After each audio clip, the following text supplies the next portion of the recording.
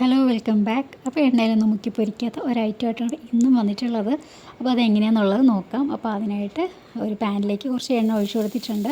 ഇതിലേക്ക് ഒരു സവാള ചെറുതായിട്ട് അരിഞ്ഞത്, പിന്നെ ഇഞ്ചി, വെളുത്തുള്ളി, പച്ചമുളക് അത് ചെറുതായിട്ട് അരിഞ്ഞത്, പിന്നെ ഇതിലേക്ക് വേണ്ടത് കുറച്ച് വെജിറ്റബിൾസാണ്. അത് ഞാൻ ക്യാരറ്റും ക്യാബേജും ചെറുതായിട്ട് അതും അരിഞ്ഞതാണ്. പിന്നെ ഇതിലേക്ക് നമുക്ക് ആവശ്യത്തിന് ഉപ്പും കൂടെ ഇട്ടിട്ടൊന്ന് വഴറ്റിയെടുക്കാം. എപ്പോഴും പറയുന്ന പോലെ ഹൈ ഫ്ലെയിമിലിട്ട് തന്നെ ഒന്ന് വഴറ്റിയെടുക്കാൻ നോക്കാം. അപ്പോൾ പെട്ടെന്ന് തന്നെ നമുക്ക് സവാളയും വെജിറ്റബിൾസൊക്കെ പെട്ടെന്ന് വെന്ത് കിട്ടും.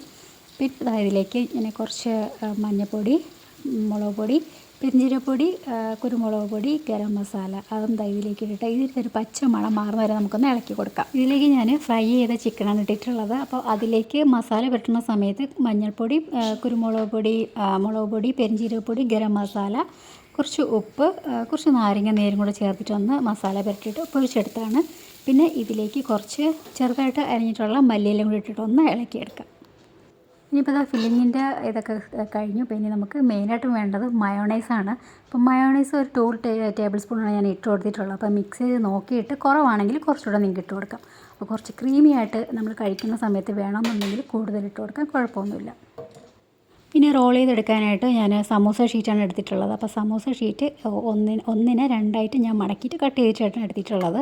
അപ്പം ഒരു ഷീറ്റിൽ തന്നെ നമുക്ക് റോൾ ചെയ്തെടുക്കാം.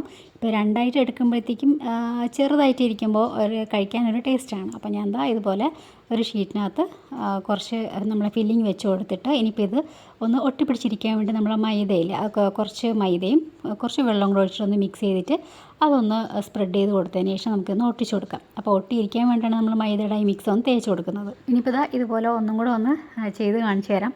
അപ്പോൾ എൻ്റെ വീഡിയോ സബ്സ്ക്രൈബ് ചെയ്യാതെയാണ് നിങ്ങൾ കാണുന്നതെന്നുണ്ടെങ്കിൽ ഒന്ന് സബ്സ്ക്രൈബ് ചെയ്യുക, സപ്പോർട്ട് ചെയ്യാനും മറക്കരുത്.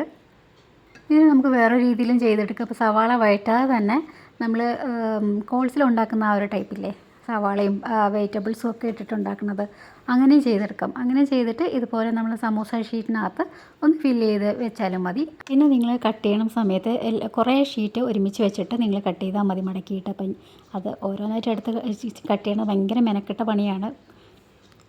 അങ്ങനെ എല്ലാം ഇതുപോലെ ഒന്ന് ചെയ്തെടുത്തിട്ടുണ്ട്. അപ്പോൾ ഇനി നമുക്കിത് എയർ ഫ്രയറിലാണ് വെക്കേണ്ടത്. അപ്പം എയർ ഫ്രയറിലും വെക്കാം. ഇത് നമുക്ക് വേണമെങ്കിൽ എണ്ണയിൽ ഫ്രൈ ചെയ്തെടുക്കാം. അപ്പോൾ നമുക്ക് കുറച്ചുകൂടെ ഹെൽത്തി ആയിട്ട് കഴിക്കാൻ വേണ്ടി ഞാനിവിടെ എയർ ഫ്രയറിലാണ് വെക്കുന്നത്. അപ്പോൾ ഇത് ഒരു 150 ഡിഗ്രി സെൽഷ്യസിൽ ഒരു 10 തൊട്ട് 15 മിനിറ്റ് വരെ വയ്ക്കാം. അപ്പോൾ 10 മിനിറ്റ് ആകുമ്പോൾ തന്നെ നമുക്ക് ഇത് ഏകദേശം ഒന്ന് റെഡിയാവും. അപ്പോൾ നമ്മൾ മറ്റേ സൈഡൊന്ന് മറിച്ചിട്ട് കൊടുത്തിട്ട് ഒന്നും കൂടെ ഒന്ന് വെച്ച് കൊടുക്കാം.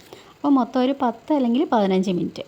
എന്നിട്ട് ഇതുപോലെ നല്ല ക്രിസ്പി ആയിട്ടുള്ള ഒരു സമൂസ നമുക്ക് റെഡിയാക്കാൻ പറ്റും.